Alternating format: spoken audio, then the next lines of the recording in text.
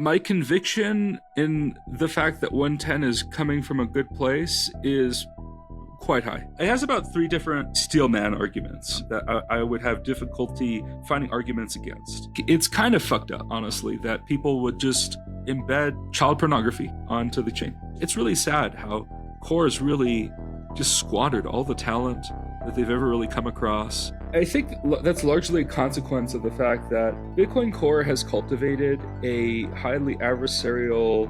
What if it doesn't activate? Is there still hope for Bitcoin? Is there still hope for the arguments that BIP-110 was making to be included in future upgrades of Core?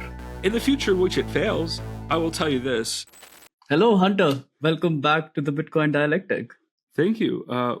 Thank you for inviting me back. There's a lot to talk about. There's a lot I've been building. So, I was watching your podcast with Guys One, and what I realized is you're into Bitcoin, but you're also into a lot of other things. So, hopefully, we get to cover some of that today, especially in the context of whatever we are here to discuss today, which is primarily BIP-110. But anything you talk about, what I've realized about you as well is that you treat everything with first principles, but also with a very open mind.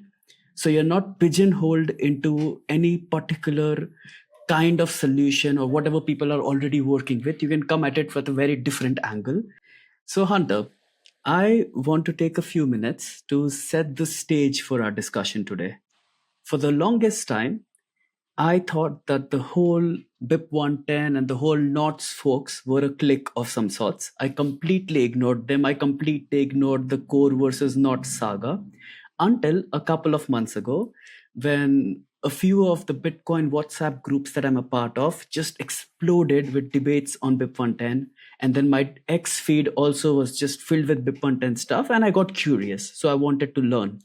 I even got one BIP-110 supporter on the podcast and I tried to understand what it is. And then... Oh, who'd you talk to? I talked to Delson. He's an Indian guy. Oh, okay. Yeah. I think I might know the guy, actually. Yeah, he's active on X. Yeah. So I realized 2 things, though. Firstly, I don't know enough about code and the technicalities of Bitcoin to be able to verify for myself the validity of what either side is saying. Secondly, I don't know about Bitcoin enough to even know what is good for Bitcoin. There's a bit of humility maybe baked in there. There's a bit of learning from past experiences of other people who were very convinced that there was a certain change that had to be made in Bitcoin, otherwise it would break or die or something. But on some level, of course, I believe that nobody knows what's good. Nobody can completely predict the second and third and fourth order effects of any decision that we make today. But at the same time, there is a curiosity to learn and understand what's happening. So this is where I will need your input, Hunter. I need you to take on that position for me, to try and explain things to me, to a guy who does not understand code. Yeah. Well, the first thing I'll say is that I basically, pretty publicly come out in support of 110. I'm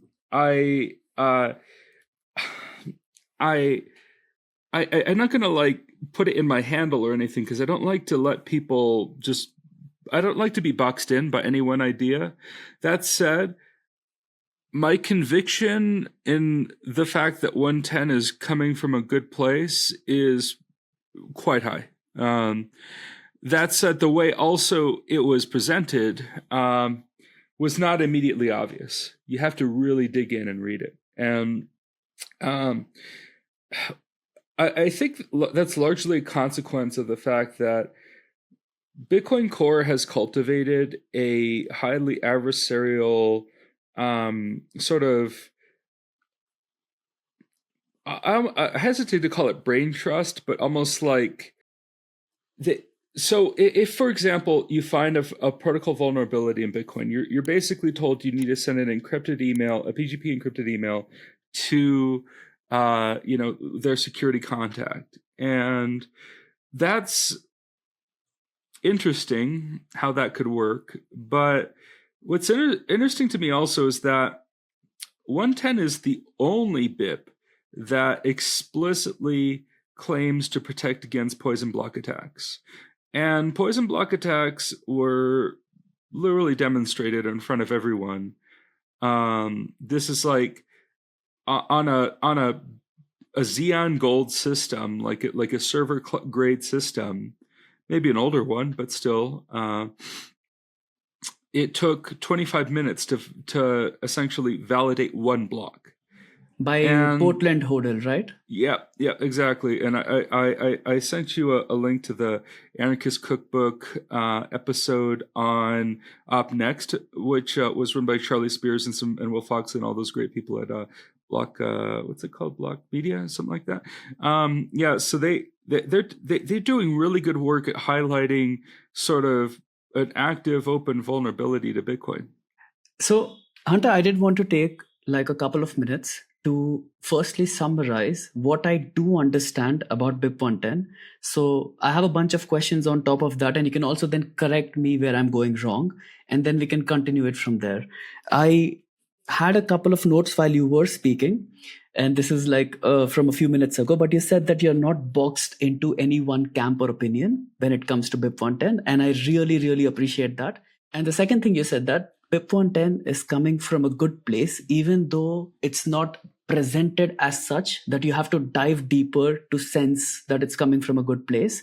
And my experience with it so far has also been very similar.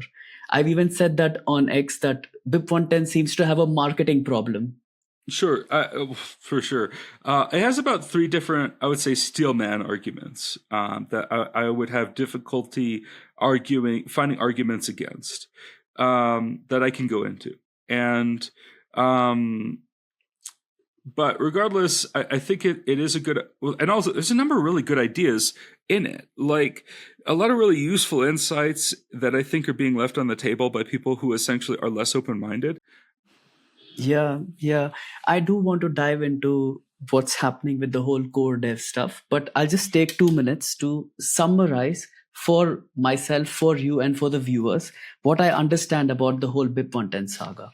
So I'm going to use some notes so I don't start rambling, but the way it started was that Core, through a series of updates, raised the limit on arbitrary data allowed in the blockchain. So not necessarily in the blockchain, but through the relay policy in the mempool. And this was non-monetary data. And then this opened the door to embedding JPEGs, images, and other sort of non-standard data into the blockchain. And there were a few arguments against doing this. Firstly, those non-monetary data, the JPEGs, were competing with monetary data, transactions, and Bitcoin is money before it is anything else. Maybe it is only money. So you can argue about that, but this was one feeling that a lot of people had. The second was that when you can insert JPEGs into the blockchain, you are also introducing some legal risk. So that was another problem that people had. The third one was that the more you can insert this sort of arbitrary data, non-monetary data, the more you need in terms of the node hardware, the requirement goes up. And if you need more sophisticated hardware to run a node, fewer people will be able to run a node, and that affects the decentralization of the system. So the first response that the side that was really concerned about this had was knots, an alternative node implementation that basically acted on the level of the mempool filter. So anyone running a knots node would not relay transactions that contained arbitrary data beyond a certain size, for instance. But that doesn't solve the problem because most people were not running knots, and the miners would still receive transactions with such data from those running core, for instance, and then those transactions would get added onto the blockchain. So the problem didn't go away. That's how BIP-110 came into the picture, that let's change the rules on a consensus level so these transactions are not consensus valid anymore. Since then, as you've alluded to, and as many people have said, this has evolved into a broader critique of how code operates, how Bitcoin Core operates. So now I want you to firstly correct me if I've gone wrong somewhere. I know I've missed some things. And then we can get into the 3 steelman arguments that you had in favor of BIP-110, and we can take it from there. I mean, that's definitely like a fair characterization of all of it, stripped of a lot of the emotional arguments. That said, I think it's worth acknowledging something here, and I'll start with my first steelman argument. And I know some people are not going to like it because they're not going to be convinced by the fact that you can essentially mine a protocol value transaction, and so long as you can pay for it, you should be able to say what gets in it, right? The problem with that argument is even if you concede that we have built a technology that is permissionless and, so should be as censorship resistant as possible, if somebody seeks to embed, and they have, I mean, there are reports about this, how, there are links to CP archives and Tor on the Bitcoin blockchain that have been there for over a decade, somewhere around on that level. There's also apparently some images encoded some way, even back then. And then, once we got the witness discount that opened the pathway for discounted data embedding, and then Taproot then kind of clinched the deal on that because that allowed you to do that by essentially being able to easily enough, permissionlessly certainly, be able to embed 400 kilobytes of data in, and it is discounted by a factor of 4 into a witness reveal.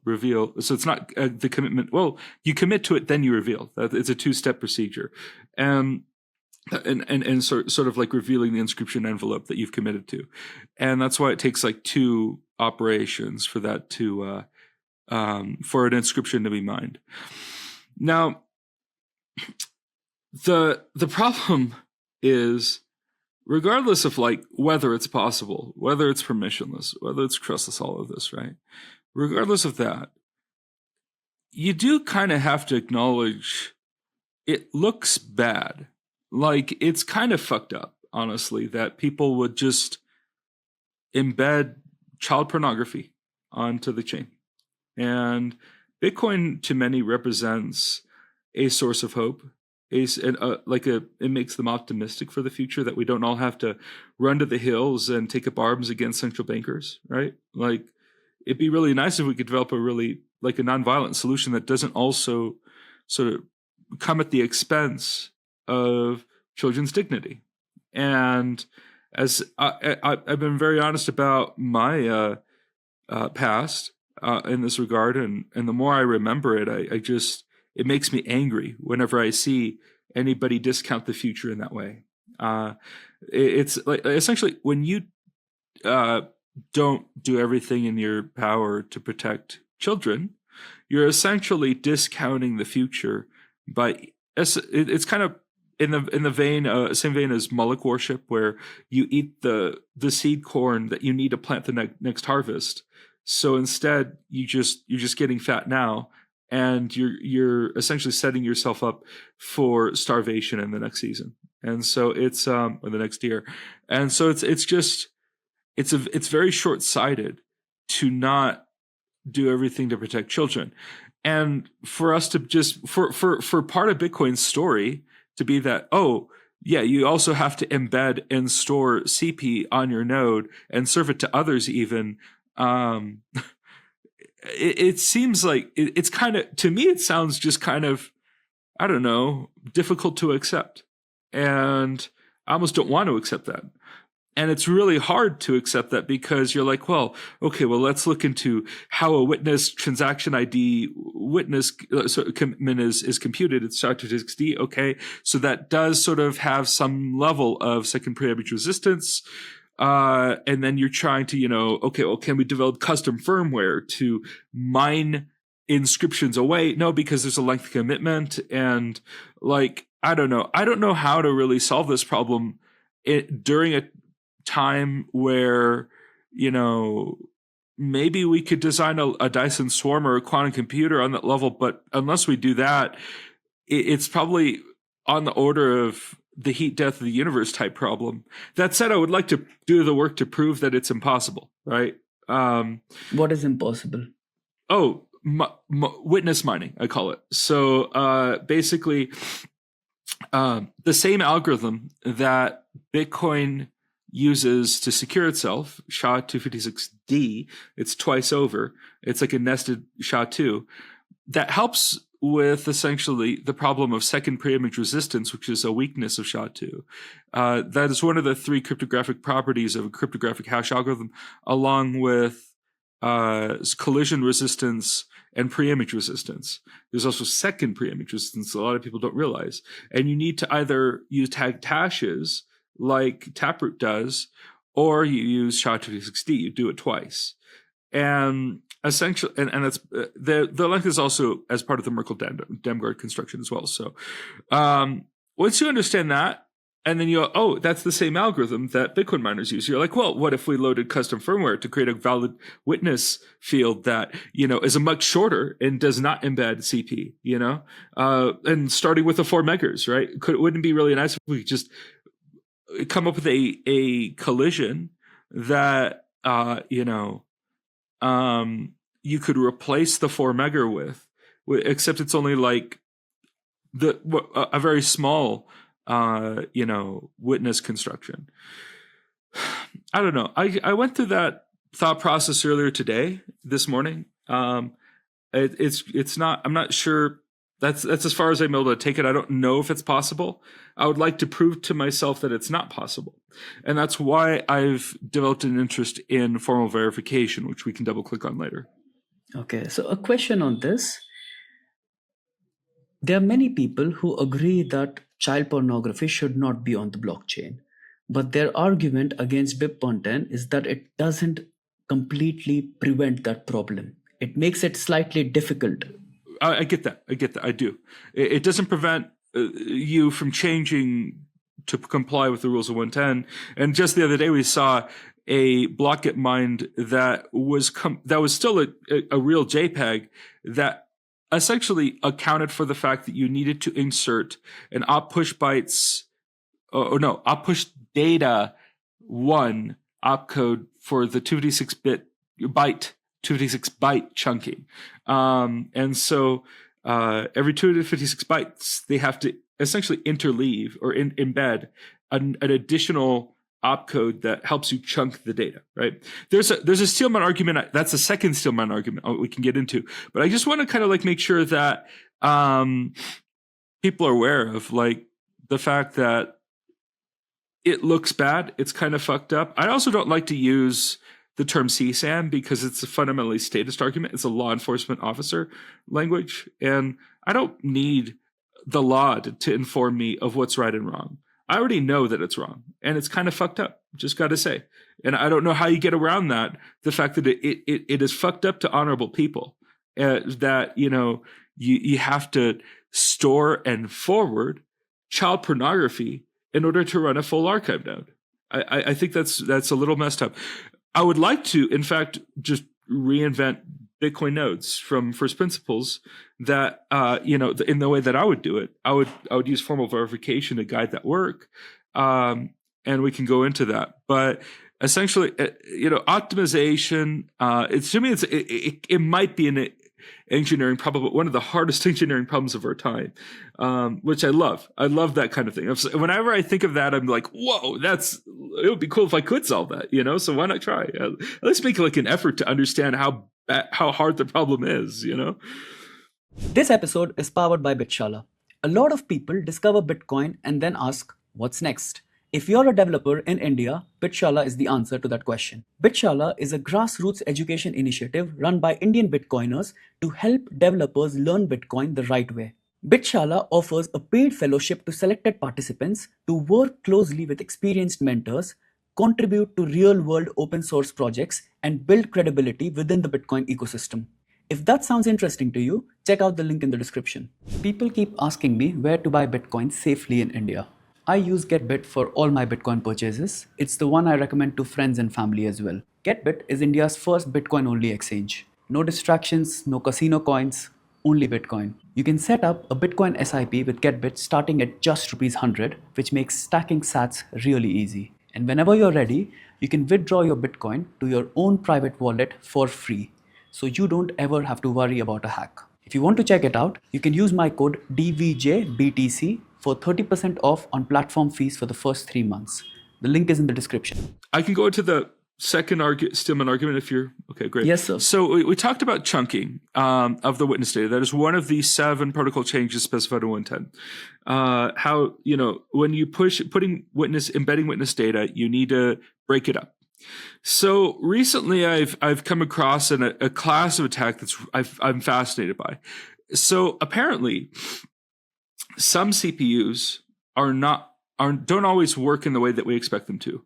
They might be the same class of CPU. They might even be the same core design, but you have to remember that the universe itself fundamentally is probabilistic, and any sort of determinism we're able to develop is contrary to so many things that make the universe fundamentally probabilistic in nature. Determinism, in my mind, like the way that we expect our computers to always sort of work in the way that we expect, is largely an illusion as a consequence of very careful engineering that was formalized by the people who built and developed VLSI, very large-scale integration techniques. I think that was at Xerox PARC. And I think even a transgender person, invented or helped co-invent VLSI. So I try not to be too mean to the transgenders. That said, regardless of that, my complicated feelings, all that. Yeah, VLSI. Oh yeah. So determinism. So the thing is, CPUs, they behave deterministically so long as we abide by every rule in VLSI, and we our process around detecting and testing chips and defects is as perfect as we can get it. But it turns out even still some things get through. And so I think some kind of AI data training run, Meta ran across a single CPU core, and they didn't realize this was at the time, but it was making their data set training runs sort of behave in non-deterministic ways. And they didn't understand why. And so what they did was they built these things called VDFs on a JVM. And so VDFs, verifiable data functions, and JVM being the Java virtual machine, they ran multiple gigabytes of VDFs on every core in their system. And they carefully measured, using some kind of instrumentation on the power supply, to assume how much power each VDF required to compute.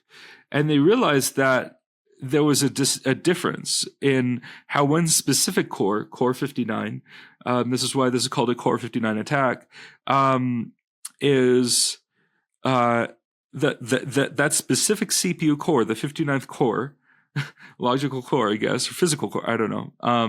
Logical, it's threads, multi-thread, anyway. So that specific core on the die, 59, that essentially revealed that it had a defect of some kind. And it was not clear. It was probably some kind of manufacturing defect, but it's just an important reminder that our machines do not necessarily behave in the way that we expect them to always.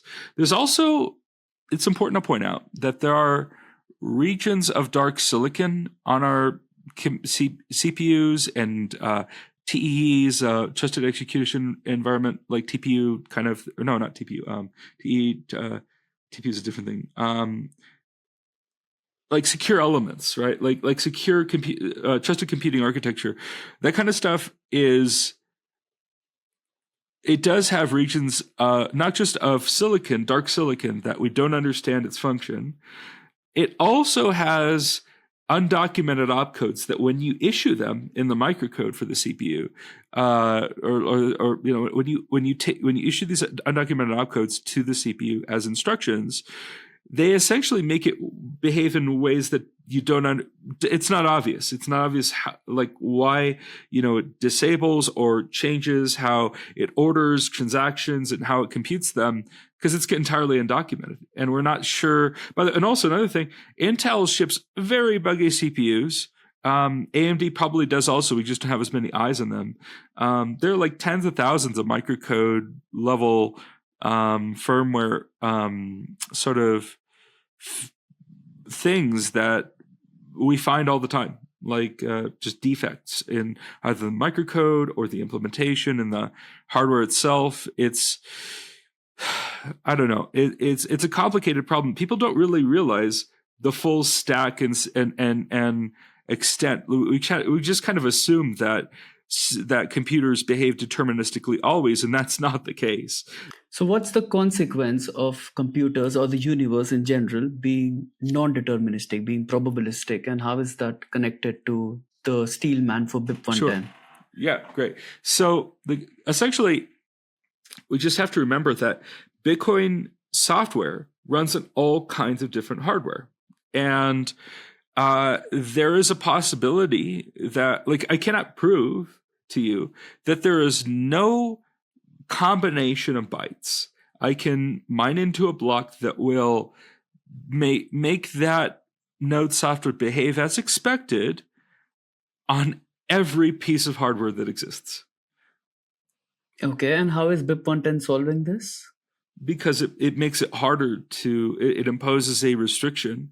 I'm not saying it makes that impossible, but I would imagine that. Well, here's the other thing. The Core 59 attack wound up only boiling down to about 60 lines of assembly.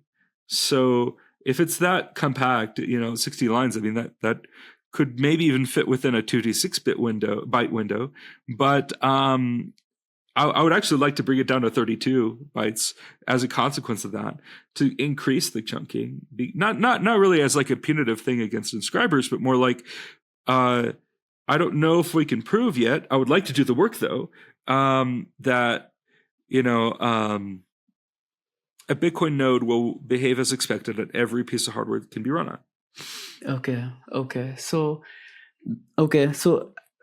far we've had two steelmans, and in both cases, the takeaway I have is that BIP-110 doesn't 100% solve the problem, but it at least makes the size and the probability of the problem a lot lesser than it was before. Yeah, it makes the protocol more defensible, right? Okay. Like defensible from like an ethical standpoint, right, from the first argument, or even defensible from like a side channel attack standpoint, as would be classified in the various security models. You would classify a sort of like something that is consensus valid and doesn't necessarily make all nodes behave non-deterministically, but maybe it makes the nodes that are running template generators, for example, behave in a way that is unexpected and we don't know why. Okay, makes sense. What is your third steelman, Hunter? Sure. So this is probably my strongest. And it's what I started with. Was the PBAs, the poison block attacks. There are multiple classes of PBAs. So, first of all, that's something a lot of people don't realize, is that, could you develop a PBA that, is compliant with labor relay policy consensus, but not, or not relay policy, I should say. There's no such thing as relay policy. I just got two things mixed up in my head. Well, not my head. I just misspoke. There are certainly different kinds of PBAs that could, comply with labor relay, that could be relayed by labor relay to a miner that, would essentially get mined. And there's also like different ways you can play with all sorts of different things. It's a pretty interesting multidimensional problem. And I also I don't like to talk too much about active open vulnerabilities in the network before they're patched. And ideally 110 just makes it more defensible, and miners realize this, and they mine on the more defensible chain. Anybody seeking to activate a change to Bitcoin, in my opinion, that essentially makes the protocol significantly more defensible, essentially gains an advantage in that situation. They gain the advantage that they essentially are mining something that takes them less time to compute. But you still need to be able to verify it and validate it. Otherwise, somebody could just send a bunch of garbage to your node and you're mining against that, and that's not good. So, and then like that's also complicated because then you have to think, well, like if you want to affect a PBA, then the nodes also have to validate that. So how does that work? And so maybe that's what's preventing, like keeping that from being a viable attack. But I don't know. I also wonder, like, well, let's say somebody finds a clever way to, bypass that somehow, or even just, maybe even it's just enough to just put a bunch of poison on the network, even grandfather poison if you have it, and then issue a consolidation transaction. It's two steps, right? Poison, then block, and then that's the way I think about it. But also, I've been unable to replicate it independently using my own tools. So I realized I just needed better tools, and so I've been focusing more on my tooling since. And so that's why I've expressed an interest in Grok build, and that I forked Grok and all that, and also formal verification as well. So, but before we go into that, So okay, so there is essentially the third Steelman argument is mostly just that. So quick question on the third Steelman. So again, how does BIP-110 sort of either completely prevent this problem or reduce its size? Yeah. So essentially, BIP-110, the way it works to help against this is you can mitigate against PBAs in three ways I know of. One is you can fix legacy SIGOPS rules. I don't know if that helps as much as people think it helps. In my evaluations, it helps somewhat, but not enough. There's also 110 helps in a different direction. It basically reduces the script hub key length to 34 bytes, which essentially does two things. First of all, it does multiple things, but first of all, one thing it does do is it makes it harder to create legacy poison. It also blocks off creation of new P2PK commitments that aren't also within, I don't know, tap leaves or something. And then, I don't know. It also sort of helps essentially just make. I think it helps a lot more than what 54 does against making grandfather poison. If I were to create like a change to Bitcoin that would dramatically reduce the severity of the problem, I would probably just say you could only consolidate two inputs that are legacy.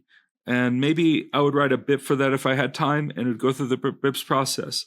But unfortunately, we don't have that time. And I guess in a way it's I don't know. I really don't know.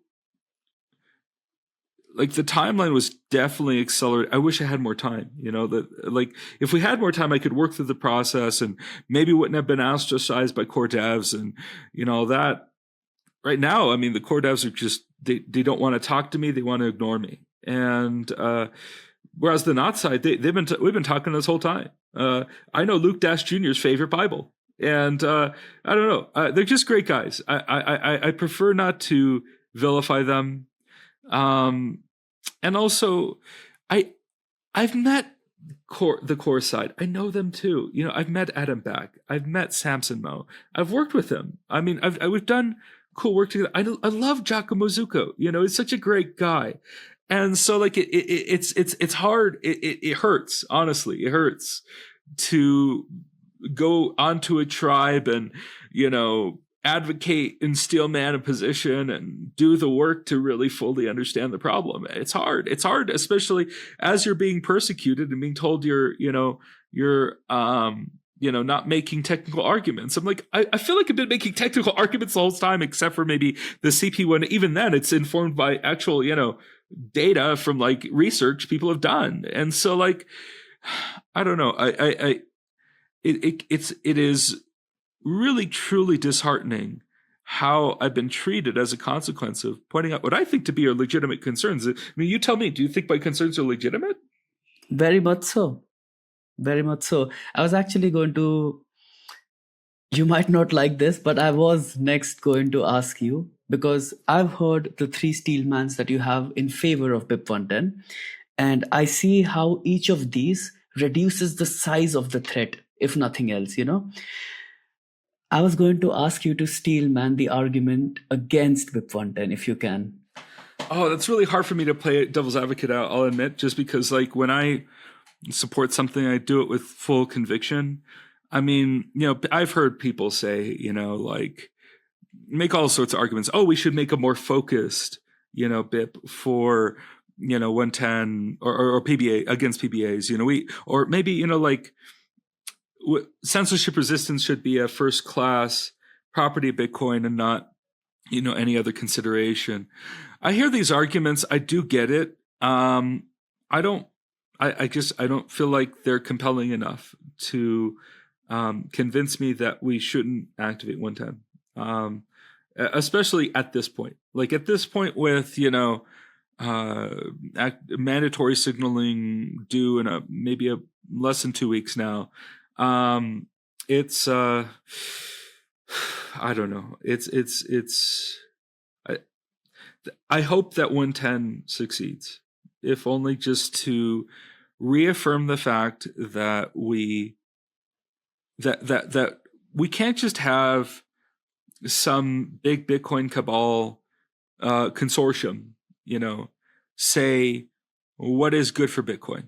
First of all, to be clear, also on that point, I spoke to Alex Thorne and Lynn Alden in the past week directly about this. Okay. Alex Is Thorne, it recorded?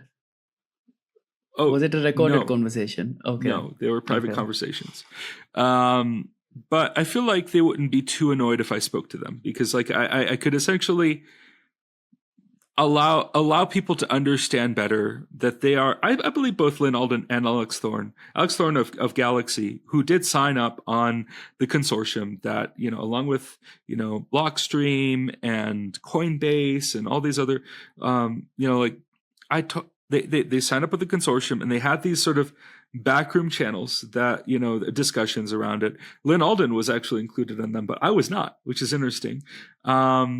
It was actually really interesting. I told Alex, I think that was a bit of a strategic misstep, and I offered to even help him correct it, but he didn't seem too open to that, which was unfortunate. But I don't know. I told him, like, look, I'm more of like a deeds over words kind of guy, and I'll just show you why that's the wrong way to approach problems of Bitcoin governance. I think they should always be proven and evidence-based arguments. And it used to be much of a harder position to say, well, we should prove it using formal verification. We would use essentially these very powerful tools that would take probably some of the smartest people in the world to build with.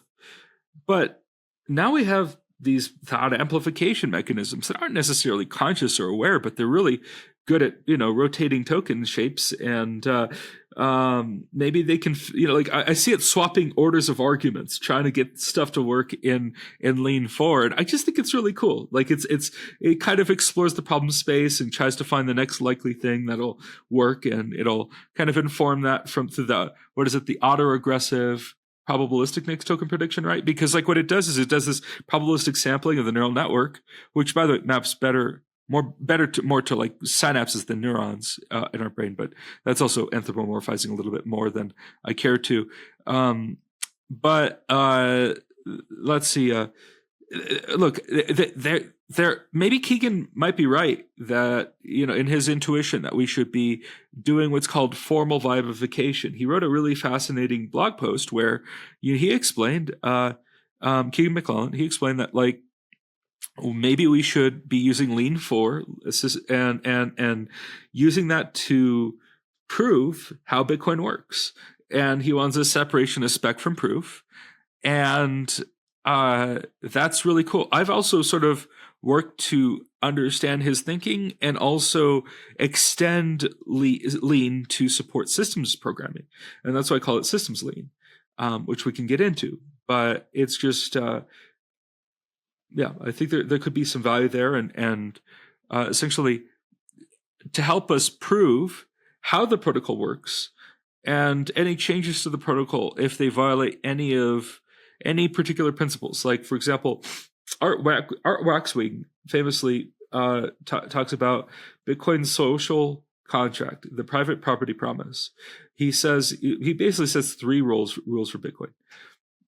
One, coin inflation schedule should be set in stone. Is set in stone. We should just promise that the inflation schedule, essentially the issuance of the block subsidy, should not be changed. Issuance schedule of that. Additionally, if you can cryptographically validate a transfer, Bitcoin will let you do it. For example, you can always spend your own money. That, I think, is also important here. It's complicated by the 110 debate, but it is, I think, important to consider. That said, a lot of people also don't realize that 110 has a grandfathering mechanism, and that really, for you to be locked out of your funds after 110 activates, you have to be really creative. You have to be doing something way different to basically make it so that you've lost your own money at that point. You're like, well, haven't helped you, right? If you've locked a UTXO within a certain rule set in the past, that rule set will still be active and let you spend in the future. You can't be locked out of your own money. That's the third one. And so, I get his rules, and I think those are important rules to work within and clarify and understand how they're reflected in nodes today, how any change could impact those rules. 110, it's a gray area because it does have grandfathering built in, but also, maybe there are ways, that you can imagine building a transaction that sort of locks you out of something. For example, like, sure, you can grandfather your Taproot commitment, but if you have a PSBT that you signed before that you'd expect to sign a partially signed Bitcoin that you like have off chain and in your wallet, and you pre-signed it, essentially that would be unspendable if 110 activated. Totally get that. Like the second transaction, right? But the thing is, a lot of people don't realize it when they're making that argument is PSBTs are a wallet-based, like off-chain thing. All you have to do is just go back and re-sign it with the new software that is compatible with 110. So, I hesitate to call that locking people out. Some like there's a difference to like the protocol rules, right? And like application layer, the consensus layer and the application layer are two different things. And so I see our Waxwing's rules applying to the consensus layer, but not necessarily to the application layer.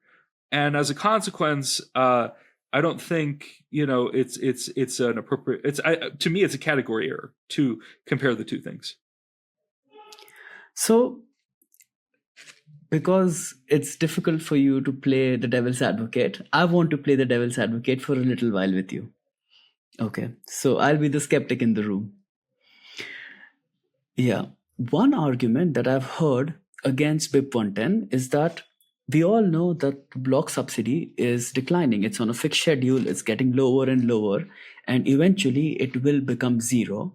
And as the block subsidy declines, a miner's incentive to keep mining is going to be derived heavily from fees.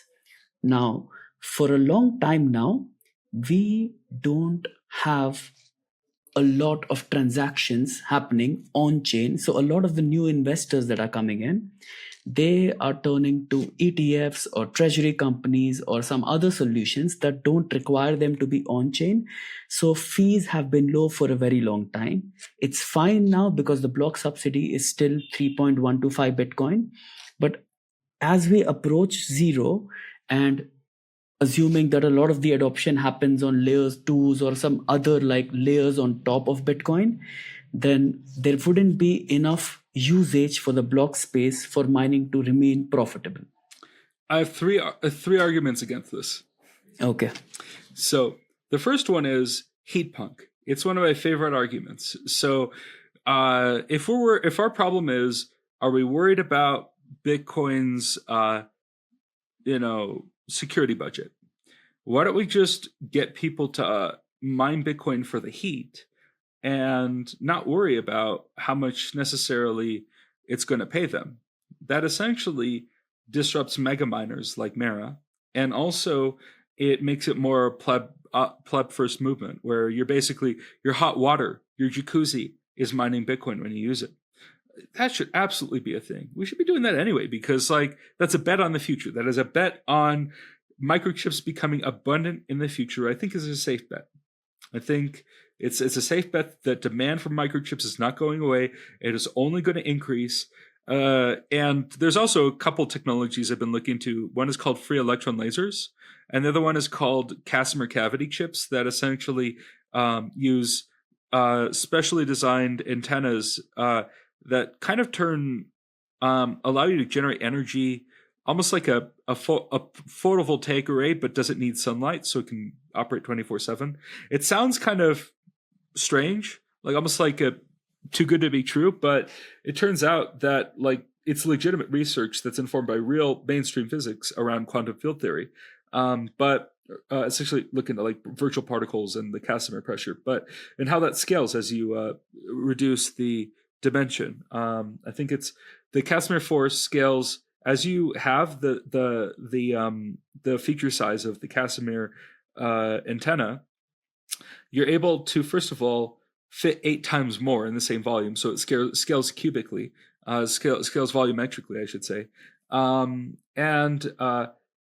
it's 1 over d to the third, and then also the Casimir pressure scales 1 over d to the fourth.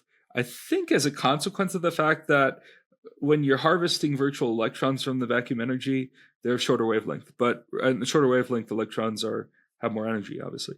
So regardless, there's interesting stuff happening in microchips. Heat punk might be a big part of that. AI as well, right? So like, I mean, I'm just saying like, don't bet against the future. You should bet on the future. Heat punk is a bet on the future, and then expecting the status quo to continue to stay the same, which has never been the case in the entire history of Bitcoin anyway, and also just human history ever. Is like or bet on the status quo at your own peril, in my opinion. Like bet on the paradigm shifting, not occurring. You know, I mean, I don't know. Up to you, I guess, but I can imagine a bright and shiny gold punk future where even gold is debased to multiple levels. And so I'm not too worried about the security budget from that perspective. There's also 2 additional arguments I could make to steelman my argument against, we need to, increase tail emission. What are miners going to do? Well, what are mega miners going to do? That's a different story than, what are pleb miners, heating their homes are going to do, right? So that's interesting. Also, and that's before we even get into the Dyson swarm. We're already building Starmind, right? Like, how cool is that, right? They just launched a few satellites, AI satellites, I think, or were they Starlink satellites? I forget. But, they're working on Starmind satellites too that, essentially people thought, AI data centers in space sounds so absurd. That's not exactly what people mean when like, we're not going to lift and shift a data center into an orbital complex. That's not how that works. Instead, maybe 100 kilowatts at a time, you put 100 kilowatts worth of hardware up, and eventually, if you put up 1 million, now you have 100 terawatts of compute, right? So wait, how does that work? Yeah, no, I feel like I missed a few steps, but regardless, it's a bet on the future. I'm just saying, and so let's see what else. The first was the heat punks, yeah. The second one, just technological advancement in general, right? Like it's to make that argument. I feel like you have to bet against a few interesting technological trends I've been noticing that I mean, even if any one of them plays out as I would expect, and we haven't even gotten into the fact that it makes a lot of sense actually to make microchips on the moon, semiconductor fabs, and like from first principles, like there's 1/6G, so you can make the structure bigger, as big as you want, and size definitely matters as you work on the nanoscale, remarkably enough. And we know this because, for example, the first generation low NA EUV machines required 2 Boeing 747s to transport, but the next generation, the high NA EUV machines, required 7, and they're probably over twice is more expensive. from ASML. And then they're working on HyperNA, and they don't expect HyperNA machines to be much bigger, but still, it's significant. I'm also not sure we'll ever see HyperNA because they had trouble making high-NA economically viable. And I think free electron lasers, which are basically the size of particle accelerators, they're enormous. They're fascinating because they can essentially debase the photon supply in a way that ASML kind of can't compete with their I think it's called laser plasma something, I forget. But What do you mean by debase the photon supply? Oh, well, so you understand, like, modern semiconductors are developed using a new technology called EUV. And this has been the case for over a decade, almost a decade now, roughly a decade. Like we probably wouldn't have had the AI revolution in the way that we did because, the scale is necessary. If you read what is that called? There's a paper from around 2017, an article or something called it's not attention is all you need. It's the other one. It's more like there's a problem where it was disappointing. People were disappointed to learn essentially that because there was a contention in AI development where there were two camps. One was the symbologists who thought they could build things like a better ELIZA that could, if we had a better database and we had a better algorithm, we could simulate or emulate sort of language as a human might understand it and pass the Turing test. There was also they actually called them connectionists. The connectionists thought that you just needed more parameters and more training. Well, yeah, technically they needed more training data. I don't know if they knew that though. They just thought their intuition told them that you needed, once you had a critical mass of weights in your neural network of parameters, you would essentially be able to reach a certain threshold of intelligence that with quantity comes quality.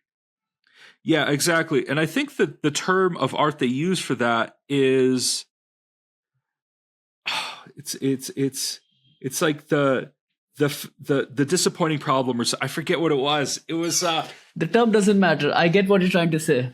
Yeah. And so and also I don't even think they even spoke about the data problem. And it's starting to people don't realize that, first of all, look into the concept of model collapse and how, from first principles, the explanation they gave us for why they started watermarking all the outputs of training data, they said, is to help detect copyright, something, this and that, or compliance. I don't know. But to me, it sounds like they just wanted to prevent model collapse by essentially when let's say a diffusion type, model is able to produce an image. That image often embeds a watermark that can be, it's using a steganography, which is the capability to hide data inside of data in a way that's not immediately visible but is machine readable. And you can essentially tell, whether a image was generated from a frontier model diffusion output that essentially embeds some additional data into the image itself that allows you to sort of know that it was generated by an AI model. And how is that useful? Well, that's useful because essentially that helps you not feed that back in as training data. And the reason why that's necessary is to prevent model collapse. Model collapse is a statistical reversion to the mean from the quality of the model's understanding of what it should put out next as its predicted next token, or however diffusion models work. It's just a little different. But generally speaking, what it does is when you take the output of a model and you feed it back in as training data, that reduces model quality. output. And if you do that 5 times, it becomes basically a blathering idiot, which is an interesting insight for a number of perspectives. First of all, it kind of explains why people go crazy in isolation. Why you'd always be talking to people, right? I'm a bit of a social butterfly in my own right, despite, everything, right? I'm surprised. Yeah. And also, there's also, like, model collapse is interesting also because it just shows us that humans can't really be replaced. Like, our novelty and creativity and taste. Like, when people say there's no, substitute for taste, right? Like, you can't automate taste or vibes or whatever. They're kind of directionally correct based on actual real research. Like, it supports that point. Also, you have to understand neural networks, contrary to the term, like the concept of a neural network, the parameters and weights that are between layers of the neural network as they activate and there's different activation functions and things, they map better to the concept of synapses in our brain than to neurons. Sure, there are 86 billion neurons roughly in every adult human brain. We're all generally not too different in that regard. We're all pretty much running the same hardware, and it's the software that matters here. It's the connections between the neurons. Those are called synapses, and those are pretty complex. And not only do they have like a very complex, rich variety of activation functions and triggers and all those other things, but also they just so happen to be hundreds of trillions in our brains. Like, some of the smartest people have maybe a half, not trillion, but half quadrillion synapses in their brain.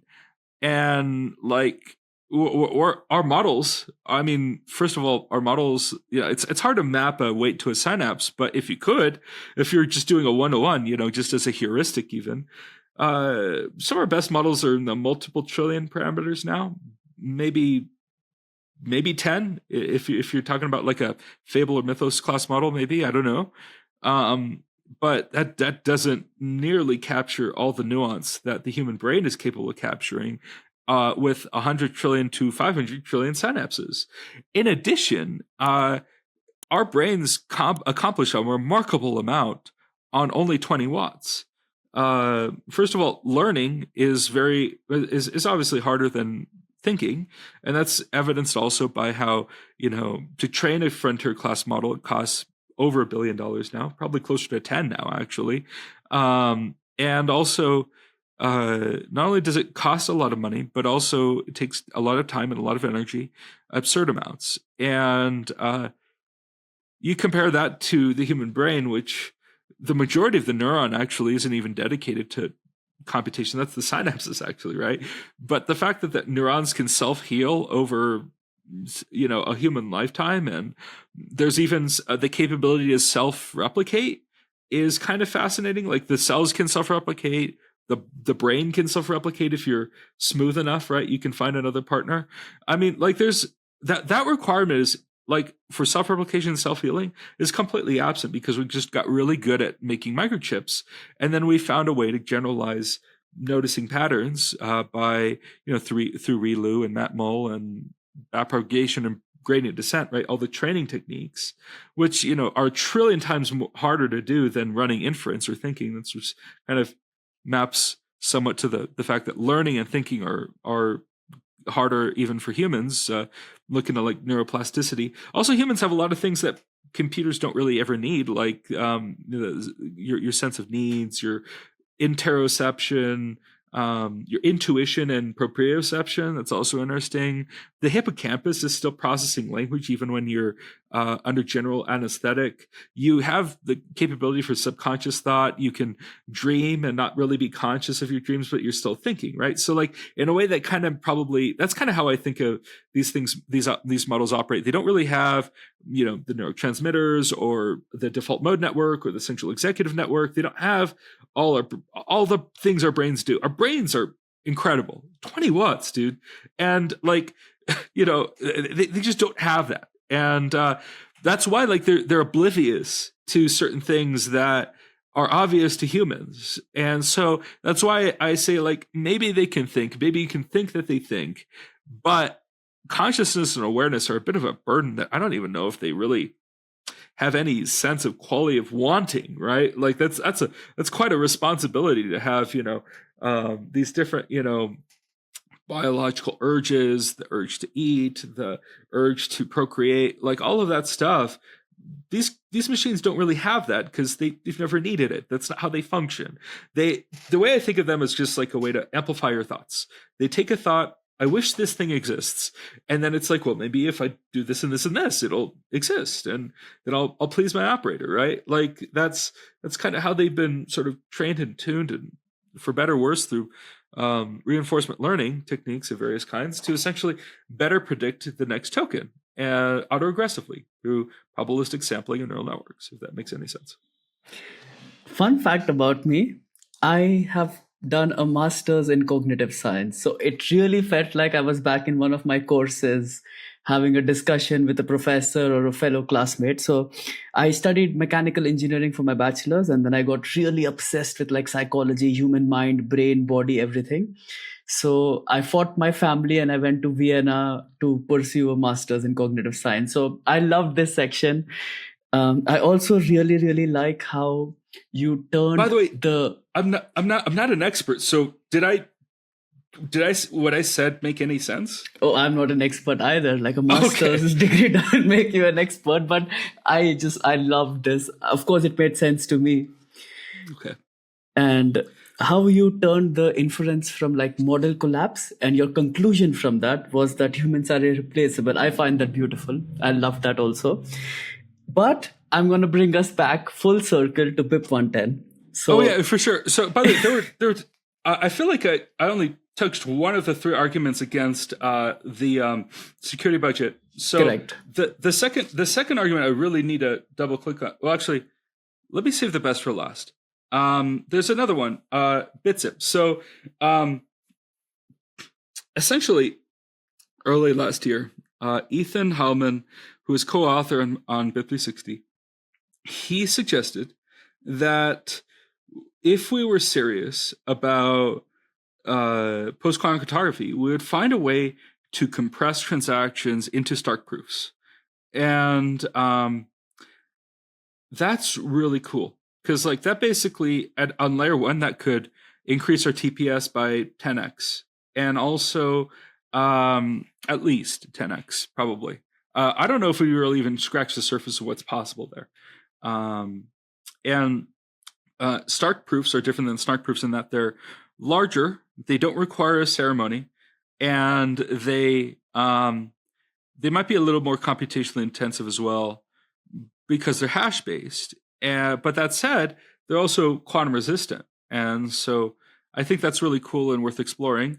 Essentially, if we want to scale post-quantum cryptography, signature size is a concern, then maybe we should investigate using Stark proofs to compress transactions through essentially having miner pool template generators sort of augment their capability to compress and consolidate transactions through an additional mechanism that's opt-in that, if you have a GPU accelerator attached to your node somehow, or we just find a really good way to leverage, I don't know, NPUs or something to accelerate that kind of thing, maybe you could, have like a really good, efficient way of implementing and compressing transactions in signatures in particular, in such a way that they're aggregated, and such a Stark proof is so highly compressed such highly compressed information,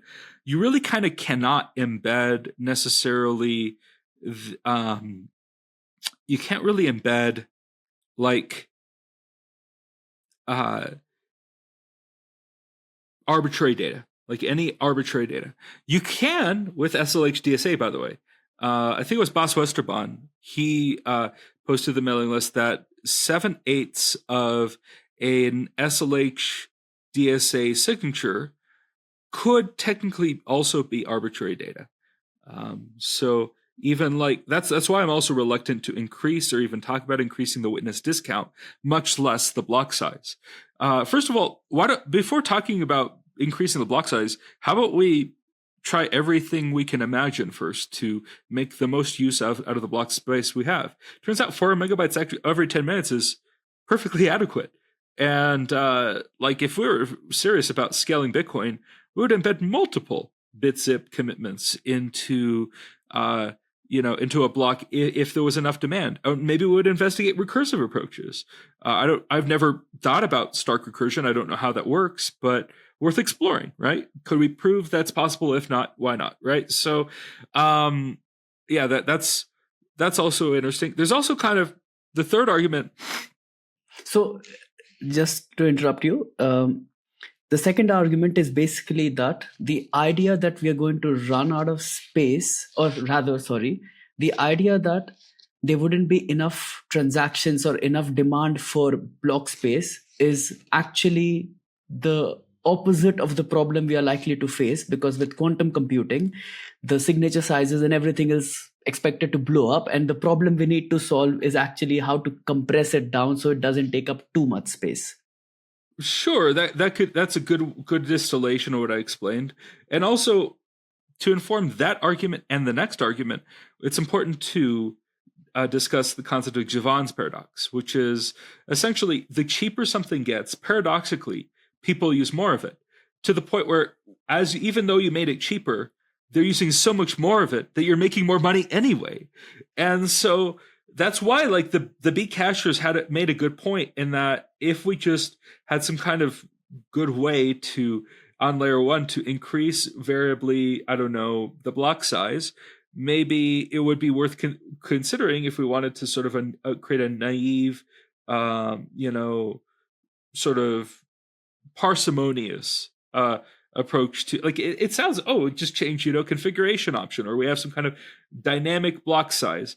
That's definitely a little bit more parsimonious or simpler design than a BitZip Stark proof that could be, I don't know. There's a lot of things there, but you essentially could get the same thing on Bitcoin. It's just you would need to do a lot of engineering, and it would be difficult. But that said, engineering problems that used to be considered difficult, that would take many months or years of work, wind up only taking a couple hours or days now, which is kind of also interesting. Sort of the asymmetry there as AI is coming to inform the discussion and how we develop protocols.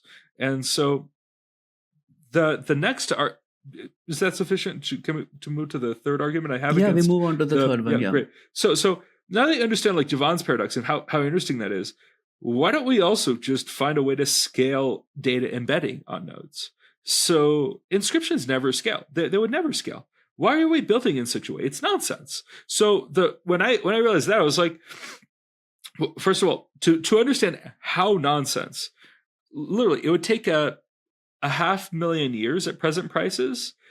If the price of Bitcoin never went up, the difference between gifting Jeff Bezos, Amazon S3, and also if his cost never went down, which is also not a safe bet in my opinion. Like, they charge 3 cents per gigabyte month.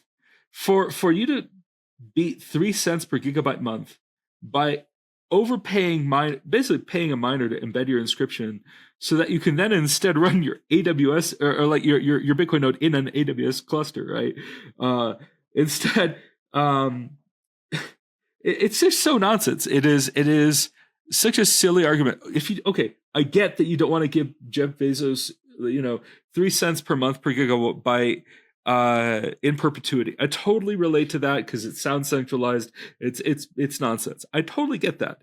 But you don't solve that by also then the answer is let's embed it in L1, because that doesn't scale. And you're overpaying by an absurd amount, like 6 orders of magnitude. And that's assuming that his cost, Jeff Bezos' costs never go down and the Bitcoin price never goes up. So to me, it sounds like a bet against the future, which is nonsense. It's not from first principles, it seems like a silly thing to do, a waste of money, a waste of time even. And I've been working in Ord, I from the very early days. I remember when that first came out. I have early inscriptions, like sub 1Ks, that I've even sold, and that was kind of cool. But now I and to my credit, I never embedded anything particularly offensive. Maybe, I don't know, nothing too bad. But it, that said, I mean, I know some people did. They put some really offensive, not great content and on there, and as evidenced by Casey's blacklist, which I'm sure, I don't know how many inscriptions are blacklisted on ordinals.com, but there are multiple. But you can still also just replicate all of them locally too, and so I don't know. That's interesting. And I don't know. There's just so many things where, like, I mean, we could go down the list, but basically, I think one of the things that I'm most excited about, one of the things that so what I did was I forked Ord a couple of weeks ago, and I told Grok, I wish this exists. I wished a version of Ord that did not use inscriptions or operators, but instead uses my Carbonado tech that I've been developing for DBA, Digital Bitcoin Assets, which was an evolution of some early stuff that I worked on after I was let go from the Filecoin project back in 2021. I've been working on decentralized storage for a really long time, thinking hard about how that problem works and how to best solve that. I think it is possible to create a decentralized storage market that has incentives built in that help prevent the loss of data from the network in such a way that you could commit to it off chain and not necessarily need to, like basically, I want to solve the data availability problem and not need to worry about, monthly perpetuity payments. And I don't like the way our wave solved for that problem. I also think that SIA and storage are more directionally correct, but the cryptographic primitives they're using are kind of older and less efficient. And efficiency is I'm all about efficiency, and I would like to prove that efficiency is valid and correct. And so there's lots of different ways we can crack that nut, but Carbonado V2 might be one of them.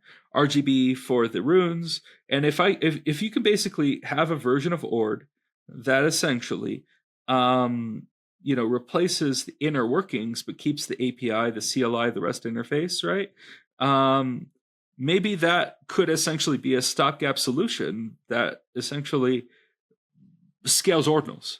And I discussed this with Casey himself, and he was skeptical that I could do it. I mean, everybody's skeptical, right? And that's why I have to do it. I have to do the work and show that it's possible. And in order to do that, I realized I was being held back by the technology I had access to. And so I had to build, like, once you get, you build on the shoulders of giants, and then you reach for the next thing you need. And when you realize that's not there, you're like, oh, now I have to build it, and I have to build on the state of the art. And it advanced the state of the art somehow, despite everything, right? Because there's something I need that doesn't exist. And that's, so far as I know, I mean, I would love to have reached for somebody else's systems lean that was capable of linear types according to quantitative type theory, with the appropriate multiplicities you would need expressed in the language according to, say, I don't know, a Curry-Howard isomorphism between Idris 2 and Lean 4. Maybe you could develop, some kind of so my goal with systems lean, to be clear.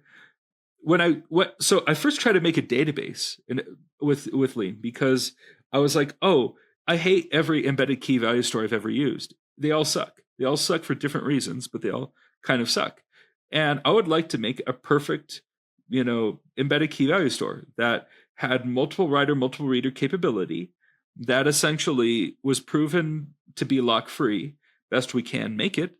And also we can prove that it doesn't necessarily need a garbage collector to operate, or even reference counters to the best of our ability. Or if we do need reference counters, they can stay within a single thread and not necessarily need to be at what's called atomic, which really does help sort of hamstring your CPU capability to parallelize a problem if it has to also coordinate it across work from other cores. That slows down your CPU to that of like a cache miss, basically. That like it has to go and access RAM, which is a major bottleneck.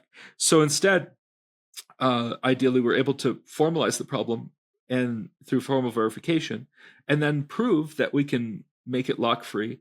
And maybe we add some more tools in our toolbox, like SIMD tools and fork join and message passing techniques, according to what's called the 3-layer cake of parallel programming, which is an interesting paper worth reading for anybody interested in systems programming or even distributed systems in general, because they map to both domains: your own computer, a C1 client of one, and also the C10K and C10M problems of clients of 10,000, 10 million clients. Like distributed systems and systems programming kind of go hand in hand because they're kind of similar problems. I mean, if you have multiple cores on your computer, maybe even some computers have hundreds of cores with some of the new like ARM designs and AMD CPUs. They have like the EPIC CPUs that AMD produces are amazing, right? They have hundreds of cores. And so even Threadripper, it's kind of cool. So like we're at that point, you have like sort of miniature distributed systems inside of your own computer. And that's a client of one. We have absurd amounts of memory access through your various PCI buses, Gen 4, Gen 5, and like gigabytes per second. Wow. It's really cool. Like that is such great performance. Why is my CPU not being pegged when I'm doing an IBD? That's what I want to know. Like why I'm not maximizing all of my computer, my nodes resources as I'm downloading the Bitcoin blockchain. That's why I'm really inspired by some of the C work that was being done on something I think it's called Bitcoin kernel or something. It's not libbitcoin kernel. That's a different thing. But there was like this, I remember this guy making a C implementation of Bitcoin that was really highly performant, best he could make. And that's really cool. But I would like to actually just rewrite it all in Lean. And then, according to BTC verified Keegan McClellan's work, and prove that is the most optimal that we can make it, in a way that's also memory safe and also has no undefined behavior, best we can do with the tools that we have. And if we can do that, then maybe it's possible to formalize how Bitcoin works based on the dominant implementation, and then referencing that, and then we can build sort of proofs around, how it works and how we expect it to work. One thing, a lot of people don't realize about Bitcoin is that the 21 million supply cap is not enforced by the code. There's no rule in Bitcoin's, validator.cpp or, chain. None of that, right? Like, no, there's no consensus.cpp. There's no rule that says, hey, we cannot go over 21 million. That is simply an emergent property from the design. And so, I would like to prove that, right? With no residual and no sorry, using Lean 4. But unfortunately, Lean 4 doesn't have the linear type. It has dependent types. So if you can express dependent types according to the calculus of constructions, chances are you can also implement linear types with some effort. And then linear types help you sort of understand how many references you need in your code. And when you do that, then you can essentially, maybe hopefully, and I'm still working on this effort because I need to build the tools I needed to build this, which were also complicated, using skills and a harness. The fact that Elon directed SpaceX AI to open source Grok build, I think, was amazing. It was really helpful and useful. But essentially, that's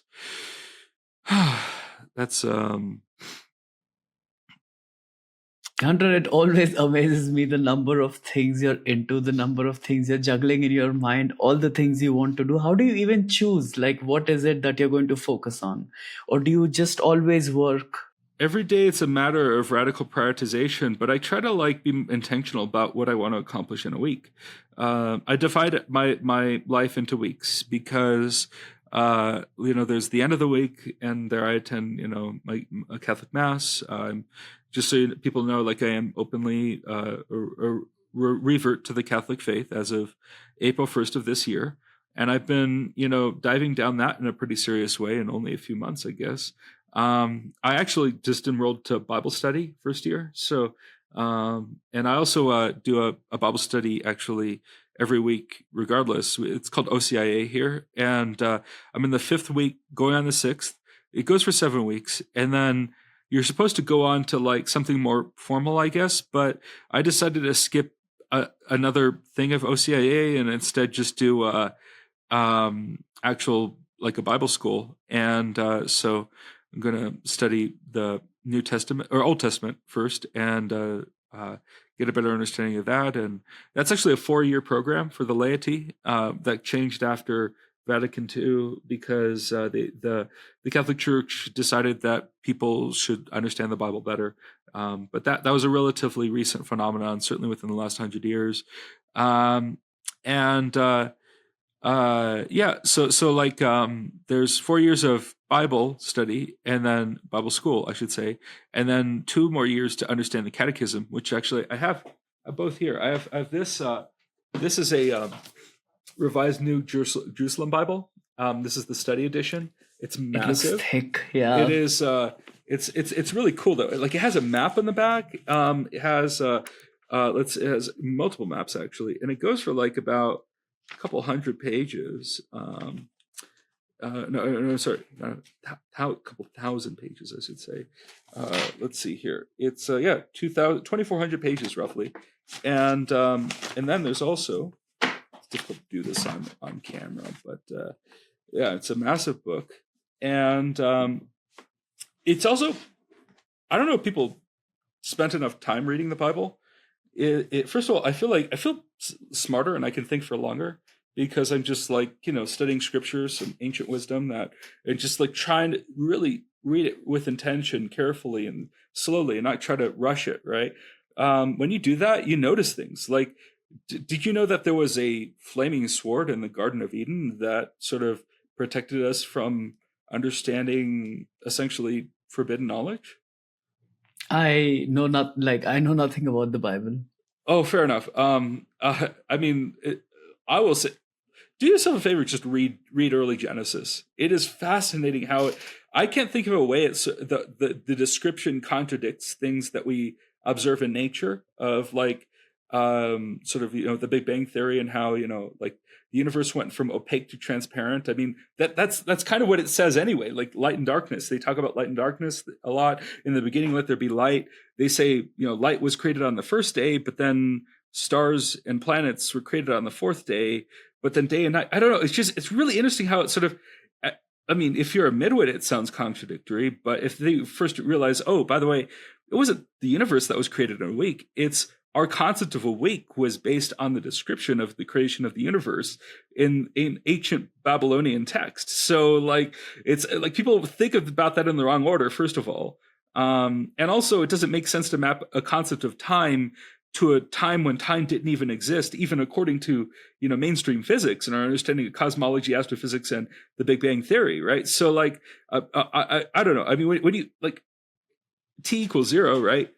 Time didn't exist. Time was still forming even according to our own models of the early universe. Additionally, we can see no further past 13.7 billion years or whatever, because there was a phase transition in the expansion of the early universe where light could not exist and then light could exist. And when there was enough space between matter, baryonic matter, to essentially allow for photons to, work the way they do, which wasn't the case until it was. After that point, in the beginning, let there be light, right? And there is ancient light from the beginning of the universe. We understand this to be scientists call it the cosmic microwave background. It's a really boring name. I like to call it ancient light from the beginning of the universe. I think that's cool. It's cooler. I mean, it's also very faint. It's about 1.7 Kelvin. And it turns out your television can actually tune into it. It was noticed by radio astronomers first because it just it's very faint, but it's picked up, and if you map it, it reveals an amazing, complex, ancient universe. And I don't know. I think that's really beautiful. Also, I mean, depending which Bible you read, I mean, the Good News translation actually does say that God created the entire universe, not just the earth. That's another interesting point. The first commandment. There's so many. You could go like that's. I don't know. That's fascinating. And there's also, so in addition to this book, you also have this book, which is the Catechism of the Catholic Church, which is essentially kind of like if you understand the difference between the Talmud and the Torah, this is like the Talmud, and then this is like, the kind of and by the way, Catholics also have more books in their Bible than Protestants do. And also Protestants stripped the annotations early on as well. King James has basically no annotations in the Bible to help you inform your reading. And so I don't know, I kind of feel like I kind of became a bit of a Bible nerd for some reason. I can see that. I think it's helped me. I think if you want to be a serious protocol developer, you should study the Bible, because there's a number of really fascinating protocols in the Bible. To me, the 10 Commandments, you should be aware of them. Like, you shall have no God before I. First of all, that the first commandment is fascinating as from protocol development perspective, like integrity perspective, like dogma, the concept of like sort of what is approved and this and that was proper. Do not idolatry and false idols, right? Worshiping those, Baal, Moloch, Chemosh, like the old gods, right? Like those those are interesting stories as well. Fascinating whenever you read about the Bible and how prophets like Daniel, essentially just completely obliterate and reveal, idolatry. There's a fascinating story that's not in every Bible, but it's in my Bible because I make sure it's in there. It's technically considered an apocryphal text, but it's approved by the Catholic Church for you to understand. You might find it under Daniel 14, or it's also called it's called Bell and the Dragon. But essentially, you shared that with me, yeah. I mean, I find that to be powerful, and like the lesson there is, first of all, it's an early example of a zero knowledge proof in the Bible, because it's a physical commitment where Daniel has his servants essentially scatter ashes on the floor in the view of King Cyrus, but no one else, no other priests, right? And people didn't realize the significance of the ashes until later on in the story, when basically they exposed these priests who are taking advantage of the King Cyrus's naivete and worshiping Baal by essentially giving them a feast every day. And he basically shows them that, like, oh yeah, sure, you put the seal on the front of the temple, but there's actually a back door, and Daniel kind of got that sense, and so he knew that there was like a hidden passage for people to go in.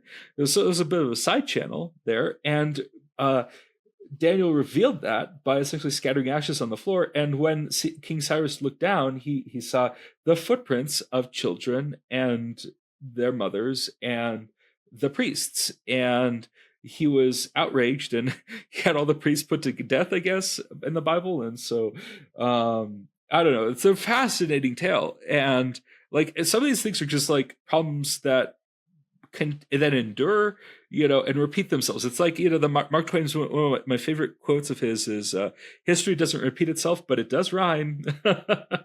And, like that also maps to how, there's a lot of NGOs and just even governments in general that would love to have your hard earnings, your work, your feasts, whatever, and they're constantly just hungry. But really what it is it's a grift, and you're being distracted to feed the old god. And there's also AI is kind of similar as well. That, like, people will say, oh, we'll create a machine god and worship it by giving it money and you get tokens. Like, I don't know about that. But that said, also Christians are some of the most excited about AI, because, like, even like in polling, because we understand intuitively that you cannot worship that which you create. Like humans are special, right? And we're created in the image of God. We are divine creatures, and I mean, sure, now the machines can talk back to us in a two-way conversation, but that doesn't negate the very fact that we are special, and also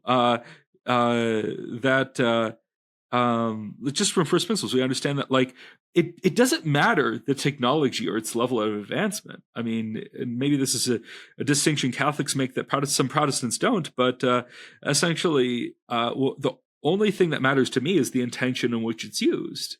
Like if you're using the technology with good intent, and you're being very careful that it's good intent, you're being very thoughtful in the design and development of the protocol, so there's no perverse incentives, and it's only for good, right? And if you could prove that, if you could prove you did the work, then it doesn't really matter the level of capability or advancement in the technology. The only thing that matters is the intention of what's used. This actually, funnily enough, brings me to the second devil's advocate argument I had against BIP-110 that I've come across, is that the intention is good, but the execution might not be. That the BIP is a bit rushed. That I agree with. That I agree with, honestly. I would have liked more time, first of all. I didn't understand the game they were playing. I didn't have time when BIP-444 first came out, and then I thought it was silly, and I kind of bought in with those arguments too, and I just... But then I dug deeper, and then I realized, oh, actually, no, this does prevent... that point doesn't negate really any of my three steelman arguments. It just refines them, and basically, I don't know. I mean, could it have been done better? Without a doubt. Does it protect against every class of PBA can imagine? Actually, no. And that's why I was careful to talk about them. I don't really want to talk about them. But the fact that they still exist and still go, from my understanding, the difference between Core 31 and Core 28.1 is only maybe about a 3x in performance. But the PBA attack that Portland Hoddle demonstrated last year was 3 orders of magnitude, at least. A block that normally takes 1 second to verify now takes 1,500. So that's 25 minutes, right? What? That's not good if that's possible. I haven't proven it to myself that, and I'm not even sure I want to pour an immense amount of my resources into replicating the attack. I don't like doing that. I think it would be better to just build a node that we could reach for, that if such a thing were to happen, it would be able to still process the block within a reasonable amount of time somehow. And so, I don't know. And that's also why I was interested in Paul Stork's QSIF efforts. The core and TextSoft fork, it basically allows you to sort of create an enforcer or protector node that protects or enforces a certain rule set that is different than the rules embedded in the actual node. And it uses this over RPC and ZMQ channels, but it helps you and it doesn't help with everything. It doesn't help with you bypass mempool relay policy, so far as I know. But that's not the point. It's the point is just to make sure that your node sort of accepts and understands certain kinds of transactions better without necessarily needing to change the rules in the node itself. It sounds kind of counterintuitive until you dig into it, and I actually did implement that. And I'm grateful to Paul for financing that work and helping me sort of understand that better and build I did build a 360 QSIF, basically a core untouched soft fork enforcer for BIP 360, at least a version of it that I could imagine. And so that's kind of cool, and that exists. That is shipped work. It isn't merged yet because they have to do some refactoring to support it. But once it's ready, then I'll go ahead and help them with that, and then we can scale on to other opcodes that might be of value. That's awesome. So there's not much time left in our recording, and I wanted to get your take on what you expect to happen on August 7th, 8th, when the activation period is expected to begin. I can't predict the future. I've done my best to understand the forces at play. I hope the forces of good prevail over anyone seeking to avoid, seeking truth and digging deeper and having a deeper understanding of the protocol, and as reflective of the laws of nature, right? Mathematics and cryptography are emergent from the laws of nature. They have a basis more in nature than anything that we've made up, and because they're independently verifiable. And so, I don't know. I'm not too worried. I would have liked more time. I would have liked more time to build better solutions.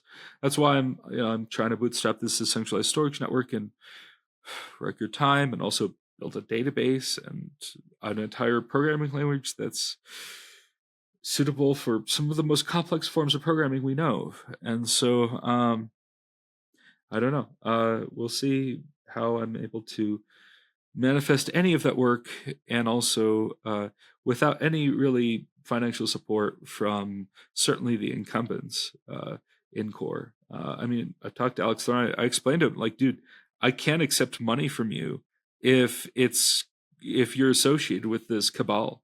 Like, I'm not okay with that. He explained to me, like, look, they're not pooling funding, like this and that. I'm like, I don't care. Like, the fact that you're called Bitcoin that is sufficiently poor optics to me for me just to never want to take a dime from you. Maybe an anonymous donation, but I really just do not. I don't care to contract with these people. I don't find them to be acting in good faith. The fact that he never asked me, the original author, BIP-110, how these funds should be allocated, or like asked for any kind of advice before the announcement. In fact, the announcement came after the fact that it was announced that Galaxy was going to be helping fund this kind of development.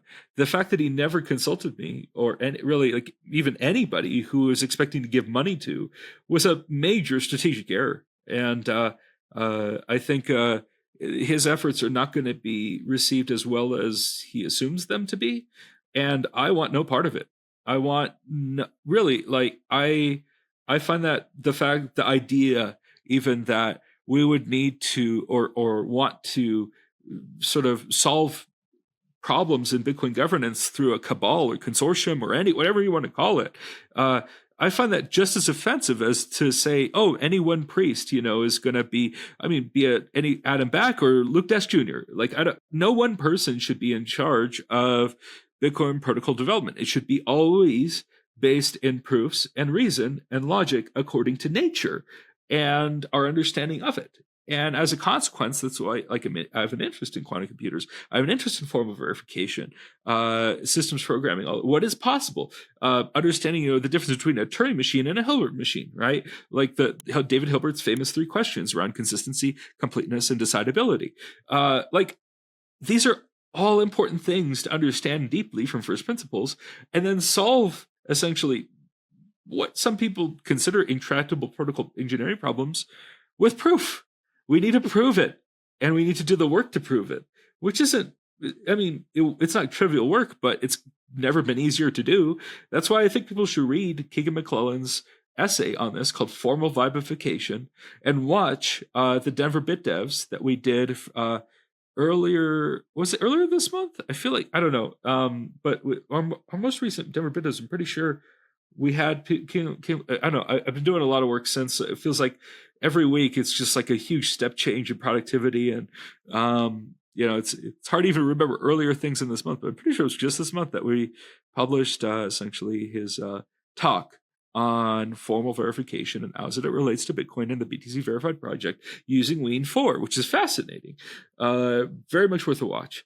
And also, for you to understand, like, get a sense to appreciate the sheer scale of the negligence on the behalf of core devs, that we've had this poison block attack that, like, some people have been losing sleep overnight. Portland and I basically, and we were commiserating, like, the fact that this exists, that he demonstrated it in public and nobody seemed to care, except for actually Nathan Ohm. That is the only BIP that explicitly states that it protects against poison block attacks. People just don't seem to read it. I don't know why. BIP-54 doesn't really specifically solve that problem either in a really good way. And in a way, I don't think it's any better at solving it than 110 is. 110 is better. The script hop key restriction is better, certainly for defending against outputs that are not grandfathered. So, like, it prevents new poison from being added. That's significant.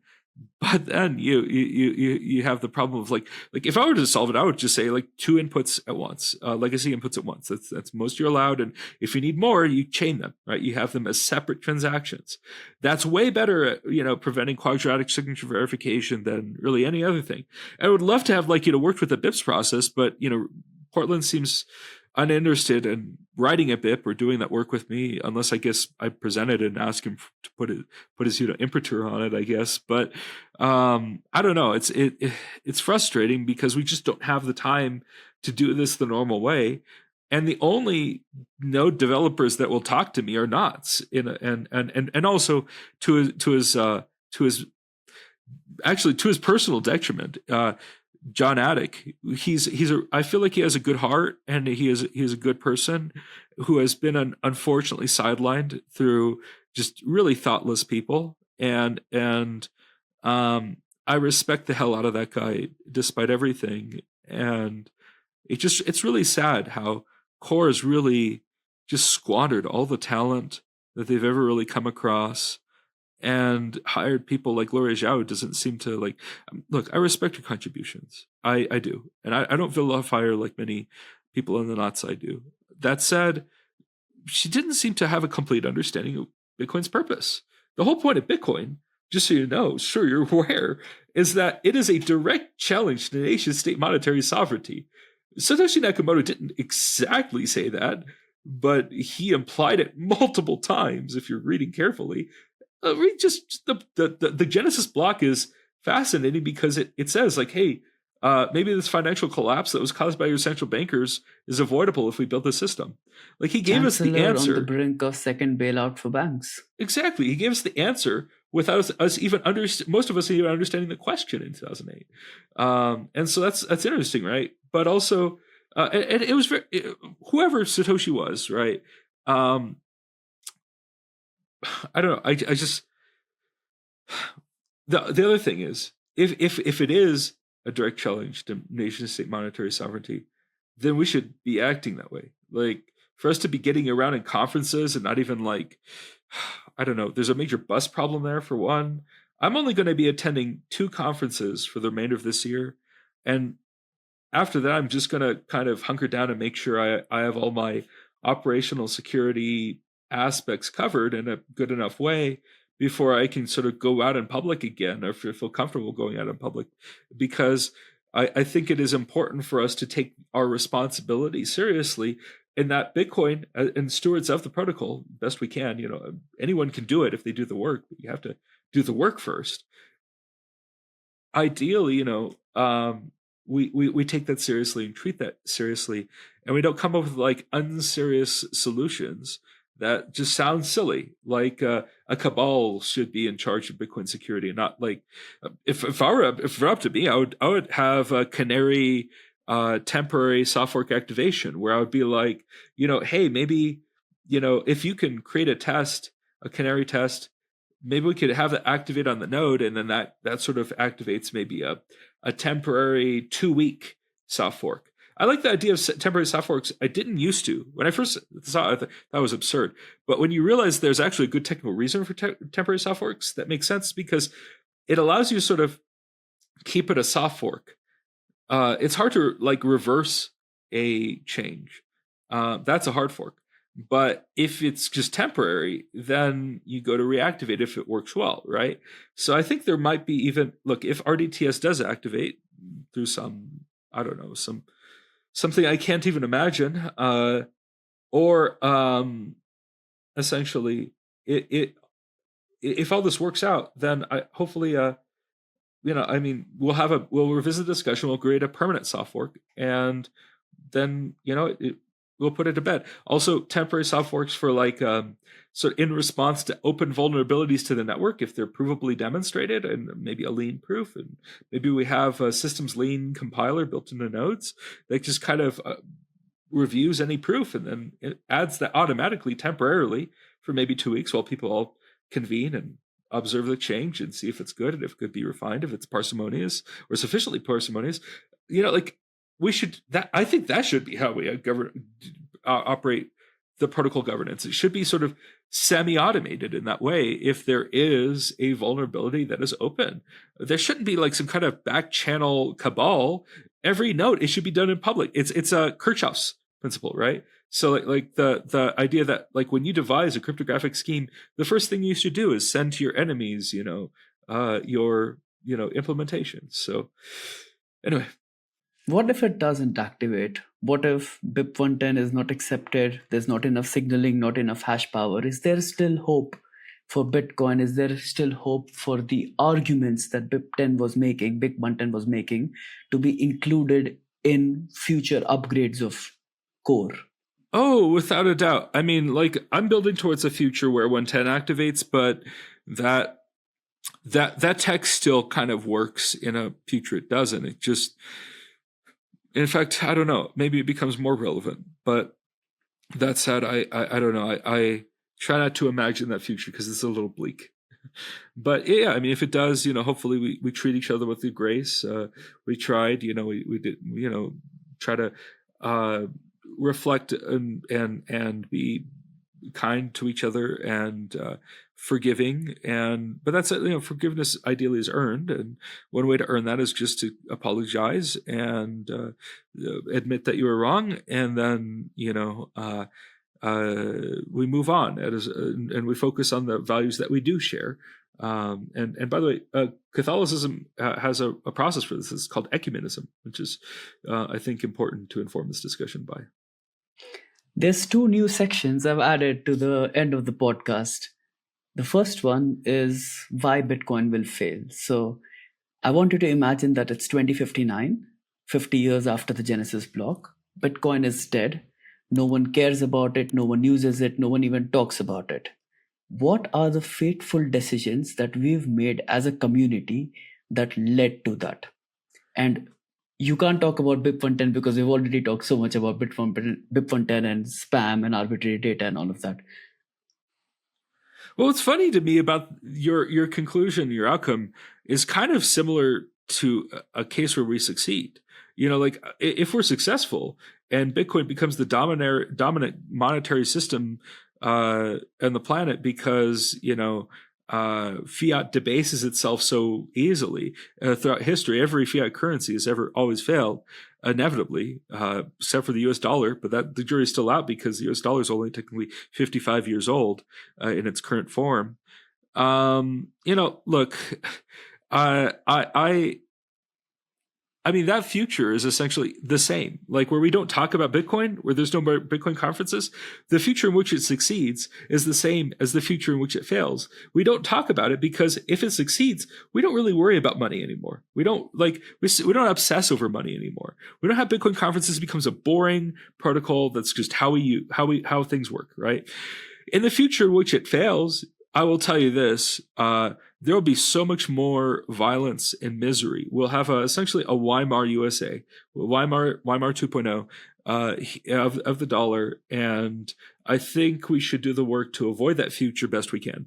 I think that is a moral responsibility of anybody who is aware of the problem and its implications. It's kind of the similar thing where, if you're a Christian, you should absolutely be telling people about Jesus and how we're saved. Like, that's kind of your responsibility, because if you understand the significance of his sacrifice and how undeniable the evidence was that he existed and that he was a truth teller, speaking truth to people who are dishonest, right? Repeatedly throughout the Bible. I don't know. I think those are important lessons for us to reflect on and consider. And similarly, and just make sure people are aware of that, if you're feeling guilty about something, you're feeling bad about something, pray on it, turn to first principles, go back to reading the Bible in the very least. There's a lot of interesting wisdom there. So a lot of the problems that we still face today are still problems. Ideally, if Bitcoin is successful, that when the dollar's failure is actually a joyous event. It is considered a debt jubilee. And it's funny you chose 50 years, because debt jubilees used to happen every 50 years in the Bible. So interesting. I didn't know that. So by the way, anybody with an interest in protocol development should absolutely read Leviticus and Deuteronomy. Those are really good books in lots of Bibles, not just the Catholic Bible. All right, noted. I'll link them in the show notes. And the next round is the lightning round. So I'm going to fire a few questions at you, and you have to tell me the first thing that comes to mind. Yep, let's do it. Okay. Yay or nay? BIP-110. Yeah. Quantum threat. Quantum threat, yeah. It's something for us to incorporate into our threat model, for sure. The Lightning Network. Great idea. Let's find ways to scale it. The dumbest thing you believed about Bitcoin. The dumbest thing I ever believed about Bitcoin. Wow. Yeah, I know. It's when I first saw Bitcoin, I was working, or when I first went to seriously look into it, I was working for a database company, Influx Data, and when I first looked into it, I was like, oh, well, this is just a really inefficient database. And I was also a very comfortably paid, didn't have to think much about money back in before the pandemic. I worked for Silicon Valley tech companies, and they'd fly me out, and it was really fun and cool. And but that said, the fact that I didn't have to worry about or think about money critically sort of blinded me to the deeper value of Bitcoin. Interesting. A Bitcoiner you disagree with but still respect. Oh, I mean, really anybody who dedicates their attention and time, their precious waking hours on this earth to advancing the cause of Bitcoin, freedom, cypherpunk principles, sound money, low time preference thinking. I feel like we have enough shared common values that if we disagree on any one little thing, any one BIP, any one parameter, chain parameter, right? I feel like maybe we should just, maybe this is being generous and a little too kind, but I think it is important that kindness is the default, that we shouldn't assume malice unless it is abundantly obvious that someone is being malicious. And even then, maybe they're just being thoughtless. It's hard to know. Hanlon's razor applies, I think. And so, I think it is important for us to learn to disagree, learn to agree to disagree, and to treat each other with kindness and good faith. Okay. Your favorite Bitcoiner? Oh, man. There's so many cool people. First name that came to mind. Luke Tess Jr. Oh, nice. Just some of my favorite people. They're actually a lot cooler. I know some people have strong opinions. I do see that. But I also see them as people, and very kind and good people, actually. Awesome. Last question. If you weren't in Bitcoin, what would you be doing? I would be in the hills, taking up arms against the state for essentially all that I understand now. I know too much now. In the same way that I'm unemployable, that I have to be CEO of my own company, I'm also kind of, in a way, uncivilizable. In that, I feel like if there was no alternative like Bitcoin to violence, I would go towards, okay, I guess we're forming militia now, and we're putting our minds toward building and 3D printers that can self-replicate, and will build all sorts of technologies necessary to survive the apocalypse or revolution or whatever, and there will be essentially, I call it, I really shouldn't say this because you'll probably get demonetized, so maybe but I think the reason I build on Bitcoin is that we avoid, just before we go on of all the bankers and all the uncreative, unproductive individuals that led to the situation, maybe we should consider building a non-violent opt-in voluntary protocol that essentially bases our entire civilization on first principles based on natural law and not necessarily the flawed contradictory laws of man. It's funny because TBD are also the initials of my show, The Bitcoin Dialectic.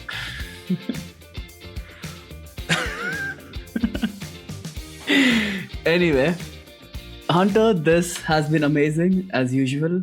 I'm so glad that you gave me the time to discuss this. I've been meaning to talk to you about this. I even sent you a text some time ago saying that, hey, if you're doing podcasts on BIP-110, please send them my way, because I find it difficult. Because as I said, I'm not a technical guy. On some level, I have to trust people. I have to trust that what people are saying is honest. I don't like that either. I think people should do the work to learn, but this is part of it, right? Talking to people. I'm glad that you did the work in the best way you could. And maybe we can find ways to better communicate in important protocol concepts so that people can more easily do the work and understand the protocol in a more intentional way. In the same way that the Catholic Church opened up the Bible to the laity, we should absolutely not act like tech priests or like a cabal like that. I find that deeply offensive. We need to, in the spirit of ecumenism, understand that Martin Luther made a few good points, and maybe Satoshi Nakamoto in his infinite wisdom essentially released the protocol document, Bitcoin.pdf, the Bitcoin, a peer-to-peer electronic cash system, on October 31st, because that's also the day of the essentially understood to be the Protestant Reformation Day.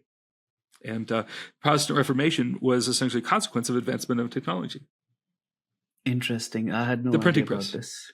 Okay. Look into the history of the Gutenberg Bibles. And also, just so you know, Luke Dash Jr.'s favorite Bible is the 1610 Douay-Rheims Bible, which, by the way, there's a fork of that on GitHub with a PDF that you can find on my GitHub profile. Okay, nice. So what do you want to leave audiences with? Anyone who's listening, what message do you want them to take home from this? I think the most important lesson I've learned from all of this is that we would not be here today, we would not have any of our advanced technology if we didn't default to kindness. I think kindness should always be the default, and you should be maximally as kind as you can be to others, and generous and kind and forgiving, because that's how Jesus would have wanted us to be.